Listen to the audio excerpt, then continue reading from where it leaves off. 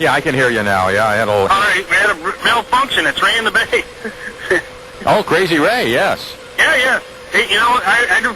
With that one girl from Brazil, I mean, I don't say that it's right that those guys ripped her off, but it's not that much of a crime. I mean, you know, we're not talking a sister. They didn't go and take the nun's collection plate or anything. This girl's probably been ripped off before. Well, sure, and it's not like it's something that you can't...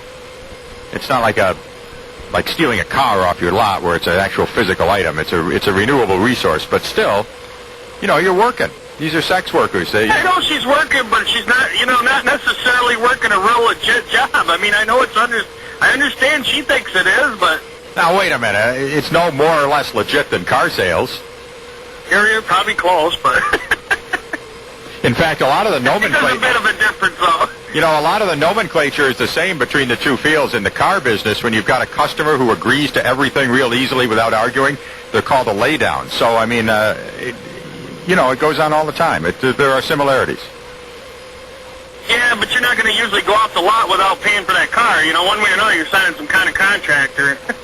Well, right, but well, exactly. But if you tried to do that, I think Billy would have something to say about it, and he'd want you to pay. And this woman has a right to be paid for. I'm just saying I can't see making it into a worldwide case against the United States, because that's almost what it's like. You know, I ran into making it like every American would now go there in Brazil and try to cheat the sex worker. Well, that's not the case. So, are there sex workers in Watertown? I don't know. I have no clue. I don't either. No, I'd assume there could be, but not big on my list. Yeah. Yeah, I was about to have dinner the other night. Whether there's any drug salesmen, I'm sure there are, but I don't know any of them. I was about to have dinner in a local restaurant the other night, and someone walked in, and they wouldn't serve her because she was visibly intoxicated, and she was. I would have made the same call, but boy, she looked the part, and then after she left, she walked to a nearby hotel or something. So, you know, I suspect there may be one or two here and there, but not a lot. Not like down in... They would have wanted her... They wouldn't let her have any more alcohol, or they wouldn't give her any food? Alcohol. She didn't need to be served anymore. It was the right call. Oh, yeah, no more alcohol. I would think you'd listen, sit down and eat something. Right, yeah, but I mean, that's fine if somebody's already at your place, but if they come in that way, why do you want to deal with somebody else's problems? That's true. So, anyway, she went back to the hotel. I'm sure she was fine. You hope. Not for herself. But other than that, I don't think it's not like down in Cartagena there in Colombia where it's a little more out in the open and so on. Although somebody was showing me last night, and in fact, it was a car salesman who was showing it to me, but I won't mention his name. But anyway, Johnny was showing me that no longer do people use Craigslist anymore. There's something called Backpage.com, and there's actual, sex workers on there, locally. Craigslist doesn't put them on anymore, supposedly. Right. But they still have their casual encounters list there. Well, right. But now this thing called Backpage.com, have you read that? I have no clue about it. Well, now you know about it.